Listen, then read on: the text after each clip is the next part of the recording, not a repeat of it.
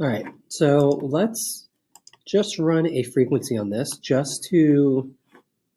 if we look over here and notice we have counts over here, right?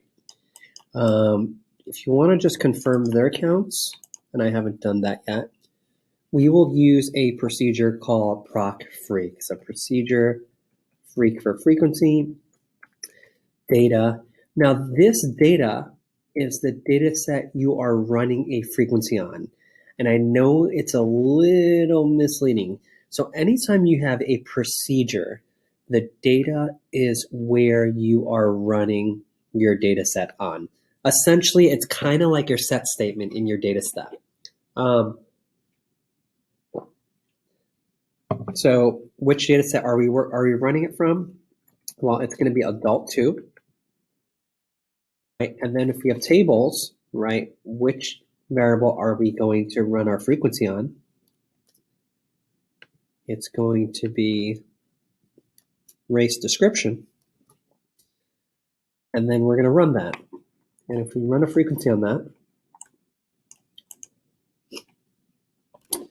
notice black is 5664. And there is some minor difference. Oh, here we go, 5664, perfect. White is 13738. White is 13738. So notice everything confirms. I wouldn't check out each one, right? I would just pick one or two, just do a quick spot check, right? Let's say we have this group over here, right? 8, right? A Mexican American. And notice there's so few Mexican Americans.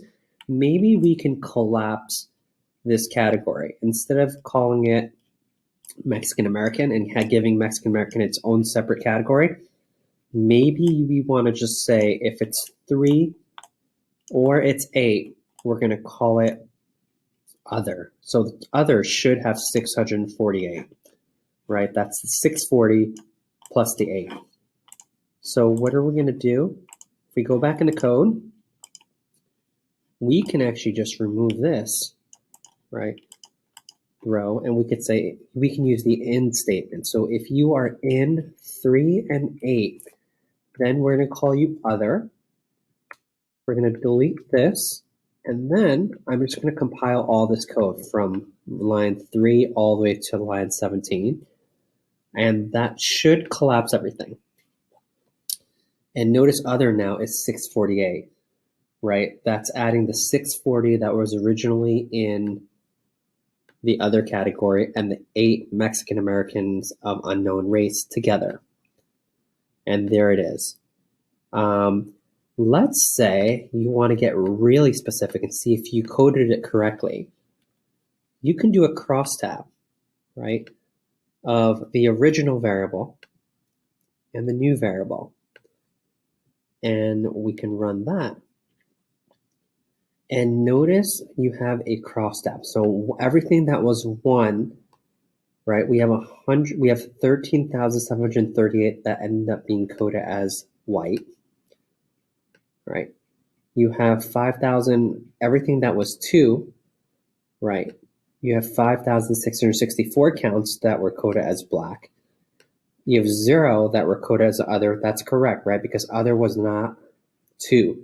Other was actually right over here, right? Other was actually 8 and 3. So notice 8 and 3, you have counts of 640 plus 8. That's the 648 that end up as other, right? If you don't want all this junk here, you see these are percentages in your proc-freq. For example, this is you have overall percents, right? You have an overall percentage, a row percentage, and a column percent, right? So in a proc-freq, notice you have, so over here, right, you have 68.52%, right? What is going on here? So this is kind of confusing in this respect. So I'm just going to remove that for now and say no column percent, no row percent, and no overall percent. and you can just have your counts show up.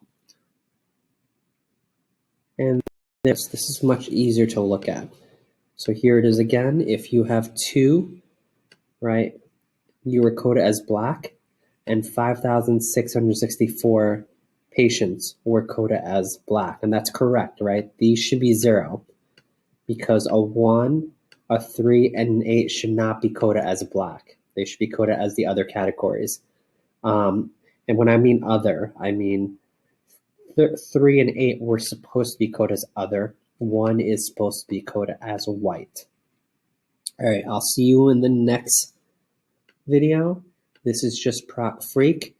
One other thing I do want to talk about, which I totally forgot, is if in Proc Freak you want to output these results in a data set, you will insert something called out equals, and I can just call that data set freak out, right? Frequency out.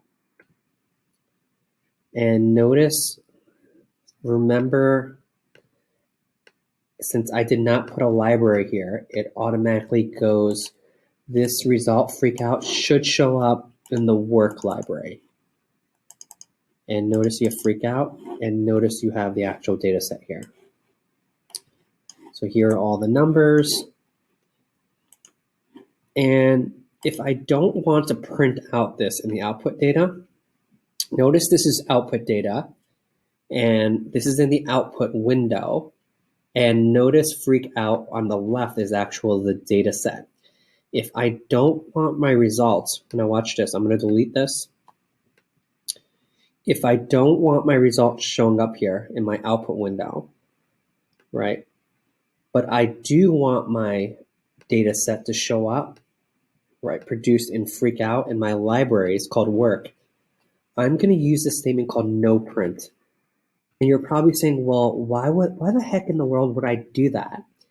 Well, one thing is, if I do a proc freak and my data set is humongous, you don't want it to print in the output window because it takes so much extra memory. It's better to just use that memory and put it into a data set called freak out. So if I do this, watch the output window. Nothing's going to be in the output window. And in the work file, you're going to have a data set called freak out. At the moment, there's nothing there because we deleted it. Now watch me run it. And this one is probably an older one from before because we didn't have anything. This is probably an older output window. I don't know how to, let's see if we can clear this out. All right, let's try it like this. Let's use this one, right? This is the old output, right? And now let's do this window here where it says freak out, and let's run this. And it still shows up. SAS Studio can be a little weird, right? But this is more apparent in the local version of SAS. So notice there's freak out, and notice you have the data set here. Okay, I'll see you in the next video.